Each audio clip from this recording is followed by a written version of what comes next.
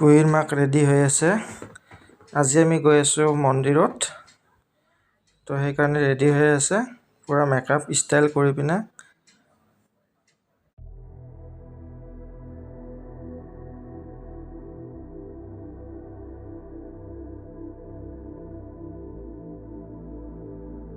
এইফালে কুহি মাক আমাৰ মা ৰেডি কৰাই দি আছে, হৈ গ'ল ৰেডি।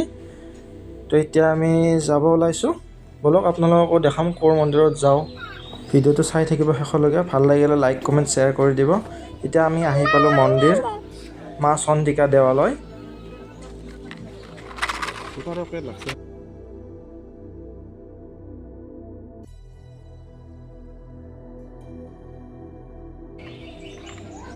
তো দোকানৰ পৰা কিনি ল'লোঁ ধূপ চাকি মন্দিৰত দিয়াৰ বাবে। ঘৰৰ পৰাও নিছিলোঁ বাৰু, তথাপিও কিনি ল'লোঁ।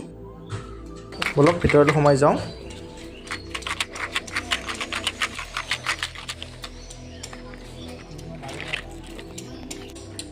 ভিতৰলৈ সোমাই আহিলোঁ, দেখিলোঁ মন্দিৰটোৰ মেৰামতিৰ কাম চলি আছে। বহুত দিন হ'ল অহাই নাছিলোঁ ইয়াতে, দেখিলোঁ প্ৰায় মেৰামতিৰ বহুতখিনি কাম চলি আছে।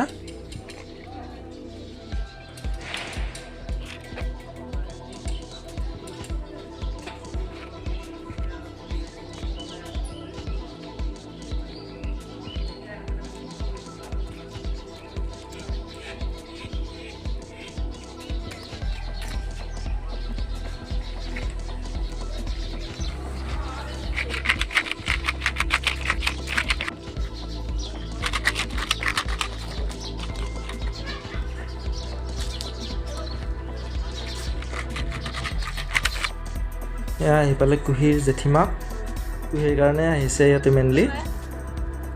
সেইকাৰণে আমাৰ ৰেডি হৈ গ'ল শৰাই ধূপ চাকি। ব'লক মন্দিৰৰ ভিতৰ ভাগত ধূপ চাকিটো জ্বলাই লওঁ।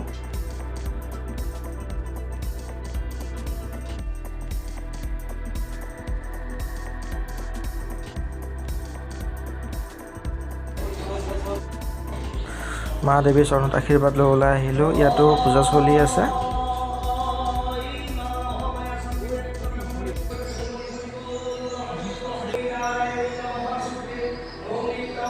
মন্দিৰটো দেখি খুবেই ভাল লাগে, খুব শান্ত পৰিৱেশ, আৰু মানুহো আজি বেছি নাই বাৰু, মানুহ ভিৰ বহুত কম। আৰু আজি আমি দেখিলোঁ ইয়াতে নাম প্ৰসংগ চলি আছে।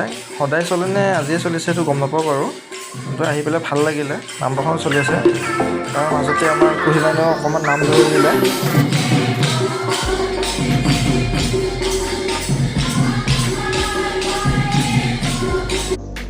মন্দিৰৰ পৰা ওলাই আহিলোঁ, ভাবিলোঁ কাছ কেইটামান দেখা পাম বুলি, কিন্তু কাছ তেনেকুৱাকৈ দেখা নাপালোঁ বাৰু। আছে, দেখা পোৱা নাই, কিন্তু মাজভাগত দুটা দেখিলোঁ, বহুত দূৰত আছে, তো ভালকৈ কেপচাৰ নহ'ল।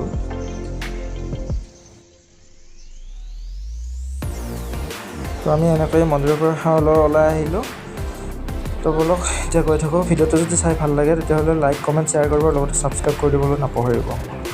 ধন্যবাদ, বাই বাই।